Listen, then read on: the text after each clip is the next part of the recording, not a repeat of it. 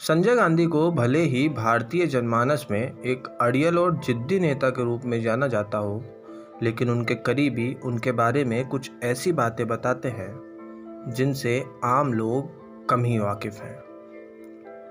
आम लोगों के मन में संजय गांधी की छवि एक मैन ऑफ एक्शन वाले शख्स की है, जिसके पास धीरज की कमी थी। आम धारणा के खिलाफ वो शराब सिगरेट से तो दूर चाय पीना तक भी पसंद नहीं करते थे।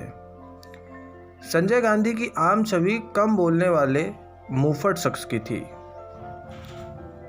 जिस दिन वो प्लेन उड़ाने गए थे, मेनका जी ने इंदिरा जी से कहा था कि वो संजय को गोता ना लगाने के लिए कहें और उन्हें रोक ले, लेकिन जब तक इंदिरा गांधी बाहर पहुंचती वे अपनी मोटाडोर लेकर निकल चुके थे।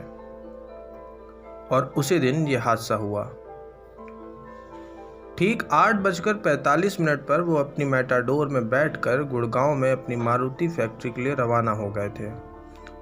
वो समय के इतने पाबंद थे कि आप उनसे अपनी घड़ी मिला सकते थे।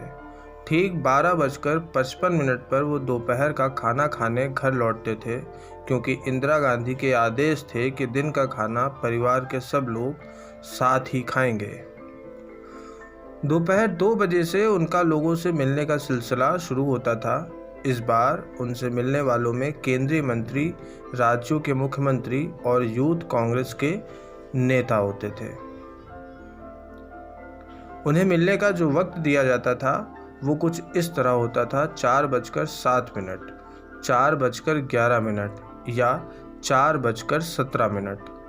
जब भी कोई उनके कमरे में घुसता था तो वह ना ही उसके स्वागत में खड़े होते थे और ना ही उससे हाथ मिलाते थे। वे मानते थे कि बिना परिवार नियोजन के भारत की गरीबी दूर नहीं की जा सकती। इसी तरह पेड़ लगाने का आंदोलन और भारत में चीज़ों के बनने पर जोर उनके कार्यक्रम का प्रमुख हिस्सा थे। उन्होंने वर्कशॉप में मारुति का डिज़ाइन बनाने की कोशिश की। आज मारुति कार भारत में बन रही है और उसका निर्यात भी किया जा रहा है, लेकिन इसकी नींव संजय गांधी नहीं डाली थी। हालांकि उनकी मृत्यु प्लेन क्रैश में बताई जाती है, लेकिन इसके पीछे भी कई राज छिपे हुए हैं। हमारी अगली कड़ी में देखना ना भूलें संजय गांधी और कांग्रेस परिवार से जुड़ी हर एक कहानी।